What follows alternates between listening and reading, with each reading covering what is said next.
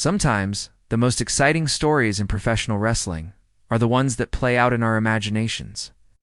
It's the what-ifs that keep us talking for years. So, let's indulge in a bit of fantasy booking. Let's imagine a scenario so shocking, it would leave the entire WWE universe speechless. Picture this. The reigning women's world champion, the dominant force we'll call Victoria Blackwood, stands tall after defeating yet another challenger. She's been champion for nearly a year, an unstoppable monster who has dismantled everyone in her path. But tonight, she's not just beaten, she is taken apart with a cold, terrifying precision that leaves millions watching at home in stunned silence. This historic dethroning doesn't come from a known superstar or a returning legend. It's delivered by a woman no one saw coming, a ghost from WWE's own past. Gotta understand how the daughter of a Hollywood martial arts legend could, in this fictional world, turn the entire wrestling industry on its head. We have to go back to the beginning of the night, to a challenge that was supposed to be a formality, but instead becomes a reckoning. To really get how huge this moment would be, you first have to understand the champion we've created. Victoria Blackwood isn't just holding the Women's World Championship. She's conquered the entire division. For 347 days, she has carved a path of destruction through Monday Night Raw. Challengers aren't just defeated, they're broken. Every single one of them, from high flyers to brawlers, has fallen to her devastating finisher, the Blackout. She's the complete package. Powerful, technically gifted, and carrying an aura of invincibility. She is, simply put, the final boss of the women's division. Last night on Raw was meant to be another victory lap. Bruised but triumphant Blackwood stands in the ring, mic in hand. She mocks the locker room, declaring it empty of credible threats, and in a show of pure arrogance throws down an open challenge. The crowd waits, expecting a familiar theme song, another challenger to walk the aisle to their inevitable doom. But what they get isn't music. It's a dead silence, punctuated only by a single heavy heartbeat echoing through the arena. The champion looks on, confused, as a shadowy figure emerges from the entrance tunnel. As the figure steps into the light, you can almost feel the confusion in the arena. The announcers are scrambling. This isn't a superstar from Raw, SmackDown, or even NXT. She's tall, athletic, with a chilling stoic intensity in her eyes. Then, a name bubbles up from the depths of wrestling history, a footnote, from a tryout years ago. Arissa LeBrock. For those who know, that name means more. She is the daughter of action movie icon and Aikido master Steven Seagal and superstar model Kelly LeBrock. Wrestling fans with long memories will recall her name from a WWE tryout way back in December 2019. It made some waves online. The daughter of a martial arts legend, looking to step into the squared circle, but then, nothing. She was rejected. She vanished from the wrestling world, pursuing modeling and dedicating herself to Brazilian Jiu-Jitsu. To most, she was a piece of trivia. Rumors later surfaced of a serious injury that nearly ended her athletic career, and everyone assumed her wrestling dream was over before it started. Her appearance here on Raw isn't just a debut, it's a resurrection. The woman walking down that ramp is not the hopeful model from 2019. This is someone hardened, focused, and dangerous. So how does a ghost from a 2019 tryout reappear as a legitimate threat? In our story, the answer lies in a dusty wrestling school in Texas. After recovering from her injury, Arissa didn't give up. She sought out a mentor who understood both the pressure of a famous last name and the grind of the ring. WWE Hall of Famer and Master Trainer, Dustin Rhodes.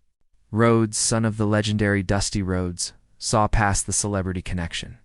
He saw raw potential and a burning desire to prove herself. He invited her to his Rhodes Wrestling Academy, not as a celebrity's kid, but as a student.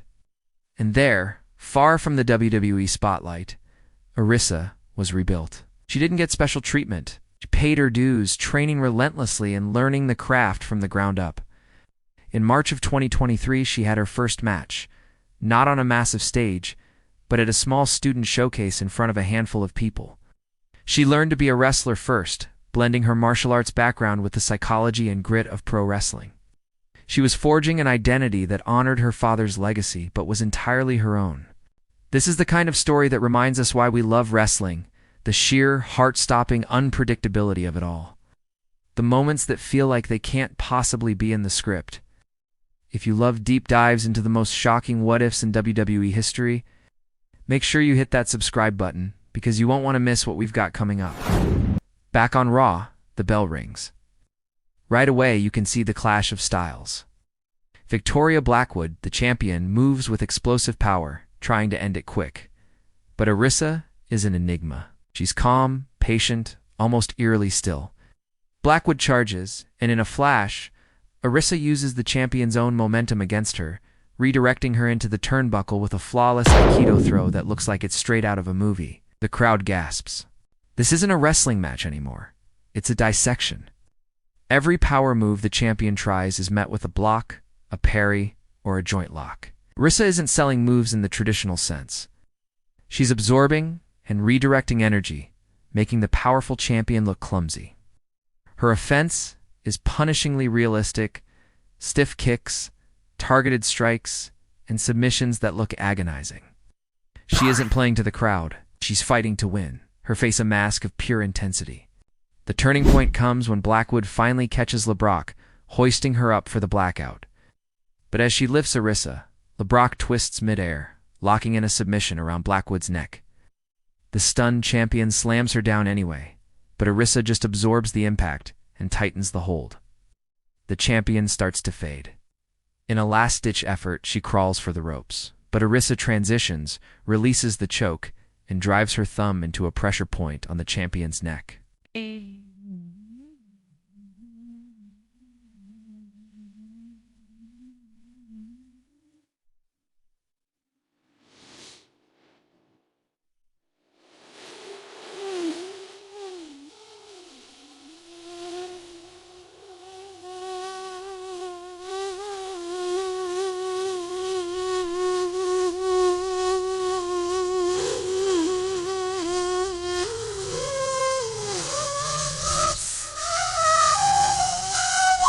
The ref, seeing she's unresponsive, has to call for the bell. Not a pinfall, not a submission, not a total stoppage. Arissa LeBrock stands tall as the referee hands her the Women's World Championship. She doesn't smile or cry. She just stares at the title, then at the stunned faces in the crowd, her expression unreadable. She's done the impossible. The fallout would be immediate. The hashtag #ARISSA debut would trend worldwide, with social media melting down in a storm of shock and awe. Wrestling legends would praise the raw realism she injected into the product, calling it a game changer. But the reaction wouldn't be all positive. A huge part of the fan base would be furious, calling it a slap in the face to a dominant champion like Victoria Blackwood. The debate would rage online. Was this a brilliant subversive booking decision that made WWE feel real again? Or was it a reckless push for a celebrity kid, sacrificing a beloved champion for cheap shock value? In our fantasy scenario, the entire landscape of the WWE Women's Division is violently redrawn in less than 10 minutes. The story of Arissa LeBrock is one of legacy, rejection, and a brutal redemption. She walked away from the wrestling world, rebuilt herself in the shadows, under the tutelage of a master, and returned to win the top prize in a way that would have everyone talking. She would bring a style and an intensity the division hasn't seen, a cinematic martial arts realism that feels both fresh and incredibly dangerous. But what do you think? Is this shocking arrival a brilliant piece of fantasy booking or a terrible idea? Would a debut like this be a flash in the pan, or would it be the dawn of a new, more brutal dynasty in WWE? Let us know what you think in the comments below.